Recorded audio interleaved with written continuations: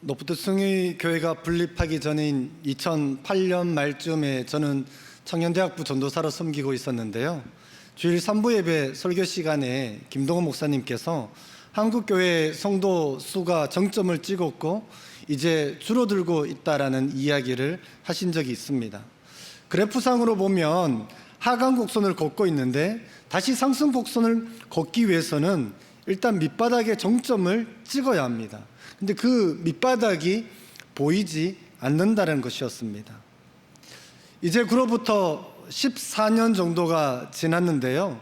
그러면 지금은 밑바닥에 정점을 찍었을까요? 지난 2년이 넘는 코로나 기간 동안 하강 곡선은 더욱 가파르게 진행되어진 것 같습니다. 안타까운 것은 아직까지도 그 밑바닥이 보이지 않는다라는 것입니다. 교회의 미래를 예측할 수 있는 교회 학교의 상황은 어떠할까요? 노포트 푸른교회가 소속되어져 있는 통합교단의 경우에 2010년도 통계를 보면요, 유치부와 초등부, 소년부까지 교회학교 학생 수가 27만 5천 명이었습니다. 하지만 10년이 지난 2020년에 보니까 17만 명 정도로 40% 정도가 줄어들었습니다. 2014년도 통합 총회 보고서에 따르면 중고등부가 없는 교회가 47% 정도입니다. 더군다나 지금은 코로나로 인해 교회 학교는 거의 초토화 분위기다라고 전하는 소식도 보았습니다. 심지어 2030년이 되었을 때에는 교회 학교의 90%가 사라질 거라는 전망도 나와 있습니다. 우리가 불과 한 10여 년 전에 유럽의 교회들이 쇠퇴하고 몰락하고 있다라는 소식을 접하면서 유럽의 재복음화가 필요하다라고 이야기를 한 때가 있었습니다. 지금은 우리의 이야기가 되어버렸습니다. 국내 미래학자인 최윤식 박사가 2013년도에 출간한 한국교회 미래지도라는 책을 보면 한국교회는 성장이 잠시 주춤한 것이 아니라 이미 쇠퇴기에 접어들었다라고 이야기를 합니다. 해외의 선교학자인 패트릭 존스턴이 2011년도에 출간한 세계교회의 미래라는 책에서는요, 이렇게 한국교회를 진단하고 있습니다. 한국의 성장은 계속되겠지만 낮은 출산율과 낮은 교회 성장 때문에 급속히 둔화될 가능성이 높다라는 것입니다. 이러한 예측이 현실화되고 있는 것 같습니다. 그렇다면 한국교회의 선교 운동은 어떠한 상황일까요? 한국선교연구원에서는 매년마다 한국 선교 현황 통계 조사를 발표하고 있습니다. 2021년도 통계를 보니까 한국교회에서는 167개국에 22,210명의 선교사를 해외로 파송하고 있습니다. 세계에서 5번째로 많은 선교사를 파송하고 있는데요. 2020년도와 2021년도를 비교해 보니까 선교사 수가 98명 정도가 줄어들었습니다. 선교 단체 숫자, 선교사 훈련생들 숫자, 대부분의 분야에 있어서 전반적으로 감소 추세에 접어든 것을 통계를 통해서 볼 수 있었습니다. 이렇게 한국 교회 성도의 숫자가 줄고 선교사들의 수가 줄어들고 있는 이유가 무엇일까요? 관련된 연구 결과에 따르면 결코 세상에서 오는 세속주의나 물질주의, 종교다원주의 혹은 포스트 모더니즘과 같은 사상의 물결 때문에, 즉 외부적인 어떤 요인 때문이 아니라 교회 내부 문제 때문이라고 공통적으로 언급하고 있습니다. 예를 들어서 교회 안에 있는 승리주의적인 태도, 개교의 이기주의, 도덕적인 불감증, 물질적인 세속화, 잘못된 전도 방법들, 이원론적인 사고로 말미암아 신앙과 삶이 분리되어진 것들을 꼽고 있습니다. 복음 그 자체가 문제가 아닙니다. 예수 그리스도 그분이 문제가 아닙니다. 복음 자체에 오류가 있거나 문제가 있는 것이 아니라 그 복음을 전하는 사람들, 즉 기독교인들을 신뢰할 수 없다라고 말합니다. 교회를 신뢰할 수 없다라고 말합니다. 말로는 그리스도를 따른다고 말하지만 행동으로는 세상을 따르는 우리들의 이중성 때문입니다. 나의 이익과 욕심을 따라서 때로는 예수님을 따르고 때로는 세상을 선택함으로 믿을 수 없는 사람이 되어버린 것입니다. 단지 예수님을 이용하여 권력과 부와 명예를 얻고자 하고 내가 잘 되는 것, 내가 복을 받는 것만 따를 뿐이라는 것이죠. 이것이 단지 오늘날 한국 교회의 문제점이기만 할까요? 이러한 왜곡은 오늘 본문의 배경이 되는 제자들의 내면에 있는 실제이기도 했습니다. 예수님에 의해 부르심을 받았고 예수님의 가르침을 받기도 했지만 자주 믿음 없는 모습을 보였고 결정적인 순간에는 권력에 대한 욕구를 숨기지 않았습니다. 예수님께서 겟세마네에서 그렇게 간절하게 기도하실 때에는 제자들은 잠자고 있었습니다. 예수님께서 잡히실 때에는 두려워하여 예수님을 부인했고 심지어 도망가 버렸습니다. 십자가에서 죽으시자 그들의 부르심을 자리를 떠나서 옛 삶의 자리로 돌아가 버렸습니다. 부활하신 주님을 배웠음에도 여전히 그 마음에는 의심이 떠나지 않았습니다. 그런 그들에게 예수님은 다시 한번 손을 내밀어 주셨습니다. 이것이 바로 은혜입니다. 자격이 없음에도 손을 내밀어 주시고 함께 하자라고 하시는 것이 바로 은혜입니다. 예수님은 여기에서 멈추지 않고 이제 너희는 내 증인이 되리라 라고 말씀하시면서 그들에게 사명을 주십니다. 자신을 부인하고 떠났던 자들을 끝까지 품어주시는 것도 놀랍지만 그렇게 연약한 제자들에게 예수님의 증인이라는 이 사명을 주신 것도 정말 놀랍지 않습니까? 우리는 지금 계속해서 출애굽기를 묵상하고 있는데요. 출애굽기를 묵상하다 보면 큰 그림이 보여집니다. 첫 번째 그림은 애굽에서 강제 노역과 착취를 통해서 노예 생활을 하고 있는 이스라엘 백성들의 모습입니다. 두 번째는 하나님께서 모세를 보내어 이스라엘 백성을 구속하시는 장면입니다. 세 번째 그림은 시내산 언약을 맺으시면서 이스라엘 백성들을 하나님의 소유 삼고 제사장 나라라는 사명을 주시는 장면입니다. 네 번째는 하나님 나라 백성들이 어떻게 살아가야 되는지 율법을 주시는 장면이죠. 핵심은 이것입니다.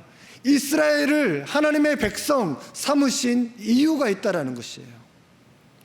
하나님을 주인 삼고 하나님의 식과 법대로 살아가는 공동체, 헛된 우상을 숭배하는 이방인들과는 확연하게 구분되는 대조 공동체, 대한 공동체를 삼겠다라고 말씀하시는 것입니다. 하나님을 따르는 과정 속에서 이스라엘도 수없이 넘어지고 실패하지만 하나님은 그들을 포기하지 않으셨습니다. 끝까지 그들의 손을 붙들어 주셨습니다. 이렇게 함으로써 하나님이 어떤 분인지를 알게 되고 제사장 나라가 되어 이방인들을 하나님께로 이끄는 공동체를 만들어 가시는 그 하나님의 손길을 우리는 출애굽기를 통해서 볼 수 있습니다. 이러한 측면에서 너무나 당연하게도 출애굽기의 주인공은 모세가 아니라 바로 하나님이십니다. 구약의 하나님이 이스라엘을 통해서 모든 족속을 축복하기를 원하셨다면 복음서의 그리스도는 제자들, 즉 예수의 증인들을 통해서 모든 족속들을 축복하길 원하십니다.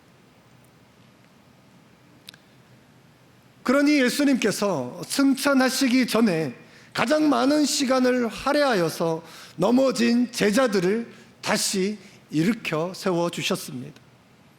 바로 예수의 증인들을 다시 일으켜 세워주셨습니다. 타락한 이스라엘을 대체할 대한 공동체를 만들고 계셨던 것입니다. 44절 45절 말씀을 같이 한번 읽겠습니다. 또 이르시되 내가 너희와 함께 있을 때에 너희에게 말한 바 곧 모세 율법과 선지자의 글과 시편에 나를 가리켜 기록된 모든 것이 이루어져야 하리라 한 말이 이것이라 하시고 이에 그들의 마음을 열어 성경을 깨닫게 하시고, 예수님께서는 제자들을 증인으로 다시 세우기 위해 먼저 말씀을 깨닫게 해 주십니다. 예수님은 제자들과 함께 지난 3년을 함께 보내면서 계속해서 말씀을 가르쳐 주셨습니다. 그렇지만 제자들은 때로는 무지했고 때로는 예수님의 가르침을 이해하지 못했었죠. 그래서 예수님께서는 대중들과는 달리 제자들에게는 더 자세히 말씀을 해석해 주기도 하셨습니다. 그럼에도 제자들은 깨닫는데 여전히 둔했습니다. 그런 그들에게 예수님께서는 인내심을 갖고 다시 반복하여 성경을 가르쳐 주셨습니다. 이번이 처음이 아닙니다. 예수님이 제자들과 함께 있을 때에 이미 가르쳐 주었던 것입니다. 모세 율법, 선지자의 글, 시편, 즉 구약 성경 전체를 텍스트로 삼아 이전에 이미 가르쳤던 것을 다시 한번 가르쳐 주고 계시는 것입니다. 이것은 무엇을 의미합니까? 오늘날 진실한 그리스도의 증인으로 살아가기 위해서는 반복해서 예수님의 가르침을 받아야 합니다. 한번 들었다고 해서 이해할 수 있는 것이 아니기 때문입니다. 성경을 깨달을 때까지 계속해서 예수님의 가르침을 받아야 합니다. 우리는 지금 매일 하세나로 출애굽기를 묵상하고 있습니다. 성경을 읽기도 하고 또 공부를 하기도 합니다. 여러분, 그 말씀을 깨닫고 계십니까? 그 말씀 속에서 예수 그리스도를 발견하고 계십니까? 하나님의 십과법을 깨닫고 계십니까? 우리는 복음서에서 예수님의 가르침을 받고도 여전히 깨닫지 못하는 수많은 대중들을 보아왔습니다. 오히려 더욱더 마음을 강팍해 하는 이들도 있었었죠. 바로 바리새인들입니다. 이들은 성경에 정통한 자들이었습니다. 어려서부터 모세오경을 암송했고 율법에는 정통한 자들이었죠. 모세 율법, 선지자의 글, 시편에 관해서라면 그 누구보다 잘 알고 있었습니다. 그러나 그들은 그 말씀을 제대로 깨닫지 못하고 있었습니다.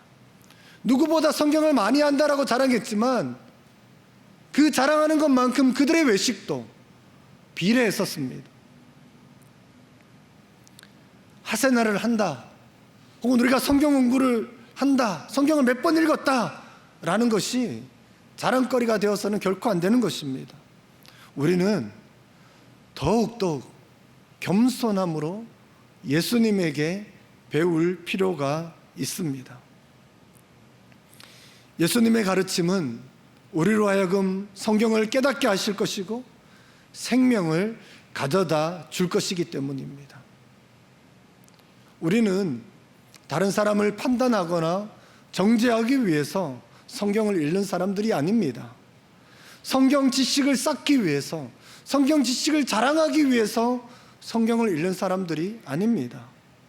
세상의 빛과 소금이 되기 위해서, 사랑하고 섬기기 위해서, 용서하기 위해서, 낮아지기 위해서, 그리스도를 닮기 위해서, 그리스도를 따르기 위해서 성경을 읽는 사람들입니다.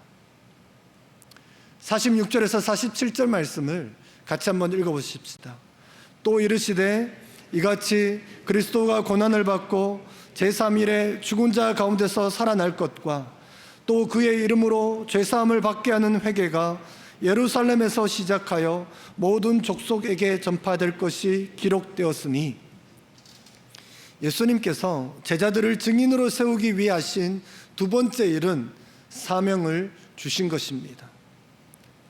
사명을 이루기 위해서 어디에서부터 시작해야 할까요? 예루살렘입니다.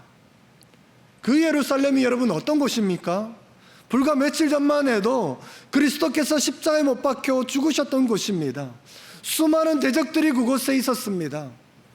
신변의 위협을 받을 수 있었던 곳입니다. 그럼에도 제자들은 예수님께서 승천하신 이후에 다시 예루살렘으로 되돌아옵니다. 십자가의 복음, 죄사함을 얻게 하는 회개의 복음은 바로 예루살렘에서부터 시작하여 모든 족속에게로 전파되어져야 하기 때문입니다. 오순절날 성령이 임하였을 때에 복음을 전파한 곳이 바로 예루살렘입니다. 복음을 전파할 때 핍박이 있었고 그리스도의 이름으로 전하지 못하도록 위협을 받기도 했고 감옥에도 갔지만 증인의 사명을 끝까지 살아낸 곳이 바로 예루살렘이었습니다. 마찬가지로 오늘날에도 예수님과 함께 동행하고 예수님의 가르침을 받은 사람들이라면 예수님의 증인으로 살아가야 할 현장은 다름 아닌 예루살렘입니다. 그것은 지금 내가 살고 있는 바로 그 도시입니다. 그것은 지금 내가 일하고 있는 일터입니다. 십자가의 복음, 부활의 복음, 회개의 복음은 예루살렘에만 머물러서는 안 됩니다. 모든 족속에게로 전파되어져야 합니다. 그러라고 우리가 부르심을 받은 것입니다. 예수님의 가르침을 우리가 제대로 깨달았다면 우리의 시선은 늘 열방을 향하고 있어야 하는 것입니다. 아브라함은 모든 족속을 축복하기 위해 갈대와 우르에서 부르심을 받았습니다. 이스라엘은 모든 족속에게 제사장 나라가 되기 위하여 애굽에서 탈출하였습니다. 제자들은 모든 족속을 제자 삼기 위해 선택받았고 이제 증인으로 보내심을 받았습니다. 서두에 저는 한국 교회의 숫자가 줄고 있고 선교사의 수가 줄고 있다라고 말씀드렸는데요. 그것이 굉장히 위기인 것처럼 보여지기도 하지만 사실은 숫자가 그렇게 중요하지 않다라고 생각합니다. 아니 그럼에도 혹시라도 숫자가 중요하다면 저는 이렇게 말씀드리고 싶습니다. 그 수는 12이면 족합니다. 그렇습니다, 여러분. 12이면 족합니다. 이것이 무슨 말입니까? 예수님은 자신의 가르침을 받고 있는 수천 명의 대중들을, 그 대중들에게 예루살렘과 모든 족속에게 복음을 증거하는 그 사명을 맡기지 않으셨습니다. 예수님은 단지 12명의 제자들에게 그 사명을 맡기셨죠. 예수님은 소위 명목상의 기독교인들이라고 말하는 그들에게 이 일을 맡기지 않으셨습니다. 진실로 예수 그리스도를 따르는 예수의 증인들에게 그 일을 맡기셨습니다. 초대교회를 보아도 세상을 변화시키는 것은, 하나님의 나라를 이 땅에 이루게 하는 것은 바로 소수의 증인들이었습니다. 비록 12명에 불과할지라도 그 12이 예수의 증인이라면 그 12로 족합니다. 48절 말씀을 우리가 함께 읽겠습니다. 너희는 이 모든 일의 증인이라. 너희는 이 모든 일의 증인이라. 여러분, 지금 내게 하시는 주님의 음성이, 그 말씀이 들려지십니까? 우리 모두는 은사받은 복음 전도자는 아닐지라도 우리 모두는 예수의 증인들입니다. 사도행전 2장 32절에 보면 베드로가 복음을 전하면서 이렇게 말합니다. 우리가 다 이 일의 증인이라. 3장 15절, 5장 32절, 10장 39절, 22장 15절에도 반복해서 우리가 다 이 일의 증인이다 라고 고백하는 장면이 나옵니다. 여기서 우리가 알아야 할 것은 사도행전에서 나타나는 그 증인들은 베드로와 야고보와 같은 12 사도에 국한된 것이 아닙니다. 바울과 바나바에 국한된 것이 아닙니다. 실제 초대 교회에 그렇게 빠르게 복음이 확산되어졌던 것은 무명의 증인들의 역할이 컸습니다. 사도행전 8장 1절에 보니까 스데반의 순교로 말미암아 예루살렘에 있는 교회에 큰 박해가 일어납니다. 그래서 사도들 외에는 모든 그리스도인들이 온 유대와 사마리아로 흩어졌다라고 기록합니다. 이 흩어진 사람들의 이름이 그 한 명 한 명이 누구인지는 기록하고 있지는 않지만 그들은 예수님의 증인들이었습니다. 대부분 그저 예수 그리스도를 따르는 평범한 그리스도인들이었습니다. 그러나 그들은 그저 평범한 자들은 아니었습니다. 흩어져 가는 곳마다 예수의 증인으로 살았고 그 결과 교회는 예루살렘에서부터 시작하여 유대와 사마리아와 땅끝까지 확산되어져 갔습니다. 이 예수의 증인들은, 이 증인들의 영향력은 당시 거대한 제국이었던 로마를 전복시킬 만큼 그 영향력은 거대했습니다. 복음 전파가 단지 말로만 행해졌다면 이러한 변혁은 결코 이루지 못했을 것입니다. 수많은 반대와 권력자들의 핍박 속에서도 성장을 거듭한 이유는 무엇 때문일까요? 알렌 크라이더라는 신학자가 쓴 회심의 변질이라는 책을 보면 초기 교회의 성장의 비결이 나오는데요. 초기 교부 중에 한 명인 터툴리안과 캐실리우스의 글을 인용하면서 이렇게 말합니다. 그리스도인의 삶은 호기심을 자아낼 만큼 충분히 매력적이었다. 당시 타락한 로마 사회의 문화와는 달리 사랑과 용서, 가난한 이들에 대한 관심, 사랑의 식탁 공동체 등과 같이 다르게 살아가는 방식이 매우 매력적이었다. 그들의 말없는 행동은 의문을 자아내기에 충분했다라고 말합니다.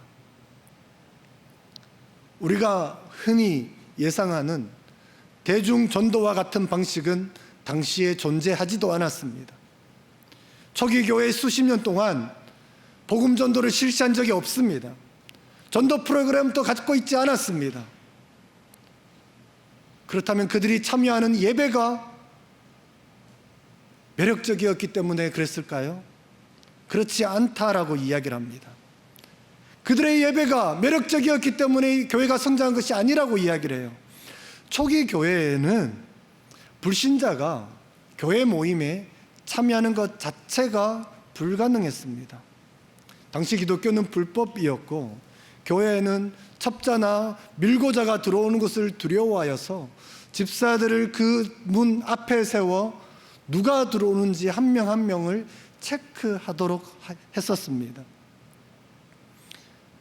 소위 구도자들이 예배에 참석할 수가 없었어요. 그러니 구도자 예배와 같은 것은 있을 수도 없었습니다. 그렇다면 초기 그리스도인들의 매력은 무엇이었을까요? 그리스도인들은 자신들이 받은 가르침을 삶으로 구현했습니다. 그저 예수님께서 십자가에서 죽으시고 부활하신 것을 실제로 믿었습니다. 그래서 죽음을 두려워하지 않는 신념이 그들에게 있었던 것이죠. 옥타비우스라는 당시 기독교 변증가는 이렇게 말합니다. 삶의 아름다움이 낯선 사람들을 그 모임에 가담하도록 고무시키고 있다. 우리는 위대한 일에 대해 설교하지 않는다. 다만 그러한 삶을 살아낼 뿐이다. 이런 것을 보면 세상을 변화시키는 것이 교회의 목표가 아닙니다. 오히려 그리스도를 닮은 교회다운 교회가 되는 것이 목표가 되어야 합니다. 그리스도의 가르침을 삶으로 살아낼 예수의 증인들을 구비시키는 것이 교회의 목표가 되어야 합니다. 오늘은 이러한 예수의 증인들 중에 한 무리인 선교사들을 소개해 드리고 싶습니다. 바로 우리 노프트 푸른 교회의 파송 그리고 협력하는 선교사들인데요. 원래 초장을 새롭게 개편하면서 기존의 초장에 연결되어져 있던 선교사님들이 이제 조금의 변화가 일어났습니다. 여러분, 세계를 품은 기도 소식지를 한번 꺼내 보시겠어요? 그리고 한번 펼쳐 보십시오. 우리 1초장은, 우리 3초장은, 우리 6초장은 어떤 선교사와 선교지와 연결되어져 있는지 한번 보시고요. 우리 선교사님들의 기도 제목은 무엇인지 한번 보시기를 바랍니다. 그러면서 저의 이야기를 계속해서 들어주시면 좋겠습니다. 캄보디아의 경우에 깜포 도서관 3주년 기념 행사가 있었다라는 이야기가 나오죠. 쯔러아오 마을, 껌뻑트나오, 돈땅 마을 가운데 이동 도서관이 진행되고 있다고 말합니다. 책을 통해서 우리 캄보디아 아이들이 꿈과 희망을 발견할 수 있으면 좋겠습니다. 인도네시아에서는 LLC 어학원이 이제 자리를 잡아가고 있습니다. 이제 최구원 이비 선교사뿐만 아니라 이제 박철민 선교사님 가정이 새롭게 파송되어졌습니다. 미얀마에 대한 뉴스가 요즘 많이 사라졌습니다. 그런데 여전히 이 미얀마에는 내전이 진행 중에 있습니다. 전쟁으로 사람들이 죽어가고 있고 난민들은 식량 부족 때문에 어려움을 겪고 있습니다. 사회와 경제와 의료 어느 것 하나 정상화되어져 있지 않습니다. 이 땅을 새롭게 하시는 하나님의 은혜가 필요합니다. 거기서 살아가는 우리 이평한 선교사님 가정의 안전을 위해서도 기도하는 것이 필요하겠습니다. 동남아 에스국에는 세 가정의 선교사가 있습니다. 이들이 공통적으로 언급하는 것이 그 나라의 경제적인 상황이 너무 어렵다라는 거예요. 인도 차이나에서 가장 가난한 나라, 이 나라를 위해서 여러분 기도해 주십시오. 피에스도 지역에서는 2명의 자매들이 복음을 들었다라고 이야기를 합니다. 이 2명의 무슬림 자매가 이제 들은 그 말씀이 살았고 운동력이 있어서 예수 그리스도를 만나는 은혜가 있도록 여러분 기도해 주십시오. 최근에 한국 선교사 멤버 케어 네트워크라는 모임에 참여를 했었는데요. 우크라이나 선교사님이 대표로 참석을 했었습니다. 그러면서 우크라이나 가운데 얼마나 큰 어려움들이 있는지 나누면서 동시에 우크라이나 선교사들 안에 있는 트라우마에 대해서 언급하면서 우크라이나에 있는 선교사들의 치유와 회복을 위해 기도를 요청해 주셨습니다. 이 외에도 여러분 살펴보시면 우리 협력 선교사님들 그리고 우리 현지인 사역자들의 기도 제목이 나와 있는 것을 볼 수 있을 겁니다. 각자 하나님의 부르심을 따라 하나님이 부르신 바로 그곳에서 예수의 증인들로 살아가고 있는 분들입니다. 분명 우리가 아는 것은 부활의 주님께서 오늘 이 시간에도 우리들 한 명 한 명을 예수의 증인으로 부르신다라는 것입니다. 오늘 우리가 예배를 드리고 이제 이 문을 나설 때에는 예수의 증인으로 세상에 나가는 것입니다. 예수의 증인으로 세상에 나아가는 우리들에게 하시는 여호와의 말씀을 한번 들어보십시오. 나 여호와가 말하노라. 너희는 나의 증인, 나의 종으로 택함을 입었나니 이는 너희가 나를 알고 믿으며 내가 그인 줄 깨닫게 하려 함이라. 나의 전에 지음을 받은 신이 없었느니라. 나의 후에도 없으리라. 나 곧 나는 여호와라. 나 외에 구원자가 없느니라. 내가 알려주었으며 구원하였으며 보였고 너희 중에 다른 신이 없었나니 그러므로 너희는 나의 증인이요. 그러므로 너희는 나의 증인이요 나의 하나님이니라. 나는 하나님이니라. 여호와의 말씀이니라.